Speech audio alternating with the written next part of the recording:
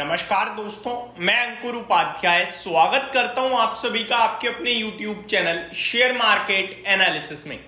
Share बाजार पूरी तरीके से लाल निशान में हो गया है दोस्तों। बियर चिल्ला चिल्ला के कह रहा है आई एम बैक। और इस समय मार्केट की गिरावट के पीछे के दो बड़े कारण मैं आप सभी के साथ शेयर करने जा रहा हूं इस वीडियो में। ट्रस्ट मी, ये दोनों ही कारण सुनने के बाद आप कहोगे भाई ये कैसे कारण है, बट एक्चुअली में यही है। आगे आप सभी के साथ बात करूं तो फ्राइडे के हैवी फॉल के बाद, इनफैक्ट फ्राइडे को पूरे दिन गिरावट नहीं थी, 1 बजे के बाद गिरावट आई और इतनी तेज गिरावट थी। 1 बजे से पहले तक हम लोग देखें तो 25,485 के लेवल पे निफ्टी चला गया था, लगभग 250 पॉइंट्स ऊपर था। एंड वहां से ऐसा लगा कि निफ्टी में बहुत तेजी से किसी ने माल बेचा है, सीधे 25,000 पे आके खड़ा हो गया। इनफैक्ट 25,000 का लेवल ब्रेक हुआ, 24,975 के आसपास बंद हुआ। ऊपर से 500 पॉइंट नीचे और 250 पॉइंट्स के करीब की गिरावट थी।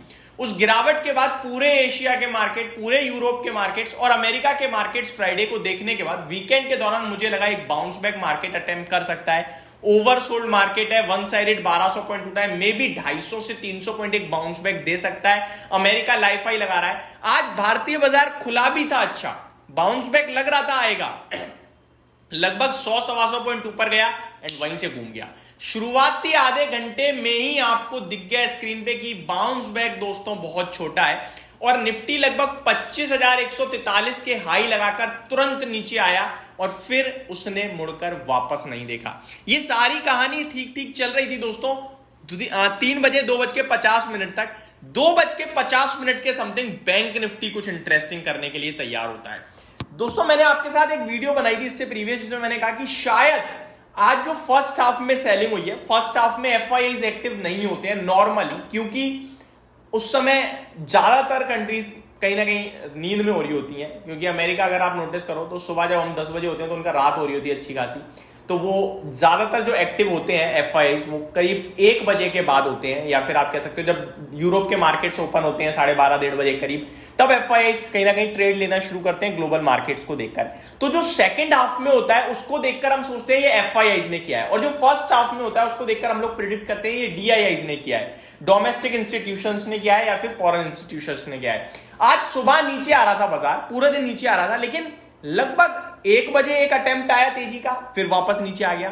फिर 2:50 पे एक अटेम्प्ट आया तेजी का। तो मेरे को लगा शायद आज एफआईआईज इंटरेस्टिंगली खरीद कर जा रहे हैं और डीआईआईज ने रेल बना दी मार्केट की। लेकिन एट द एंड देखें तो ये जो उछाल है ये ट्रैपिंग है दोस्तों, कुछ नहीं है। केवल और केवल 15 मिनट में बैंक निफ्टी ने क्या किया है, वॉलेटिलिटी होती है हम सब जानते हैं, लेकिन इतनी भारी वॉलेटिलिटी ये अफोर्डेबल नहीं है भाई साहब। ये ऐसी वॉलेटिलिटी है कि घर घर चले जाए लोगों के। मैं आपको 15 मिनट की एक कैंडल बताना चाहूंगा बैंक निफ्टी की जो हुआ है, फिर निफ्टी पे भी आऊंगा दोस्तों। बैंक निफ्टी में आपके लिए 7 अक्टूबर आज 2:30 की क्लोजिंग थी, 50,389 का स्पेसिफिकली। ये स्पॉट लेवल है बैंक निफ्टी का 2:30 पे। अब 2:45 पे क्या हुआ देखो, क्लोजिंग आई है आपकी 50,845 पे, और इससे पहले कहां थी 50,390, यानी कि करीब 500 पॉइंट, एग्जैक्टली बोलूं स्पेसिफिकली 506 पॉइंट 15 मिनट में बैंक निफ्टी उछल गया।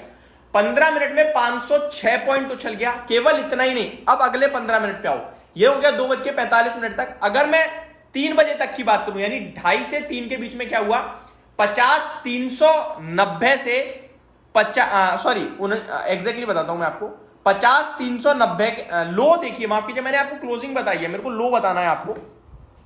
50,380 से आपने 51,495, यानी कि 1200 पॉइंट केवल 30 मिनट में तेजी दिखा दी। 1200 पॉइंट की तेजी केवल 30 मिनट में आई है निफ्टी में दोस्तों, और बैंक निफ्टी में। और बैंक निफ्टी इसी के चलते हरे निशान में भी लौट गया, और अचानक से 3:15 वाली कैंडल देखो तो वापस से 50,500 पे आ गया, यानी कि ऊपर से 1000 पॉइंट टूट भी गया।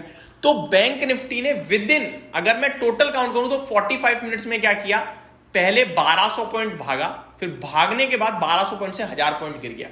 इतनी बड़ी वॉलेटिलिटी दोस्तों ये नहीं झेल पाएंगे हम लोग, ये बहुत ज्यादा खतरनाक है। अब थोड़ा निफ्टी पे आ जाते हैं। ये तो बैंक निफ्टी हो गया, आप कहोगे बैंक निफ्टी तो देता ही वॉलेटाइल है, ऐसा ही रहता है भाई वो।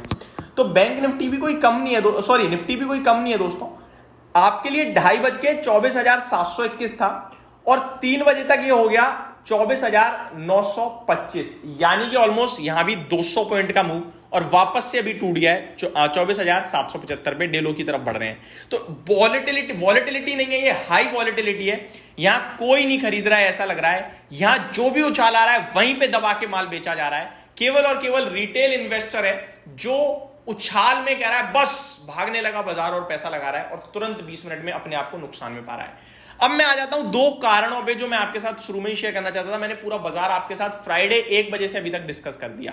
मार्केट बता के कोई फायदा नहीं है, आपको पता है स्मॉल कैप 2.5% नीचे है, मिड कैप 2% नीचे है, निफ्टी 1% नीचे है, सेंसेक्स 1% नीचे है, बैंक निफ्टी 2% नीचे है जो अभी हरे निशान में था। 2% नीचे जो अभी हरे निशान में था, केवल 5 मिनट पहले यहां से हरे निशान में था और अभी आपके लिए 2% नीचे है बैंक निफ्टी।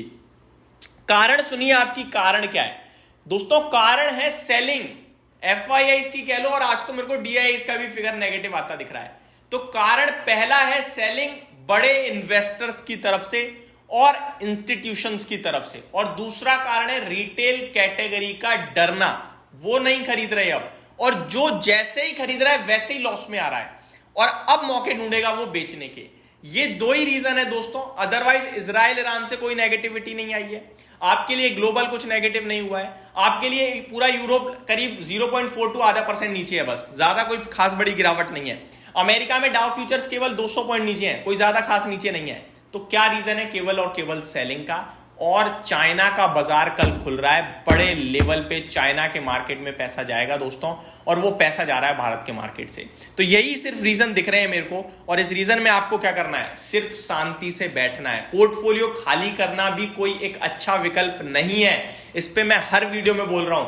आप उस पोर्टफोलियो में से कैश जनरेट करने की कोशिश करो, ऐसा नहीं सब बेचकर, थोड़ा थोड़ा बेचकर, और उस कैश को वापस से स्टॉक्स में स्टैगर्ड वे में लगाओ गिरावट में।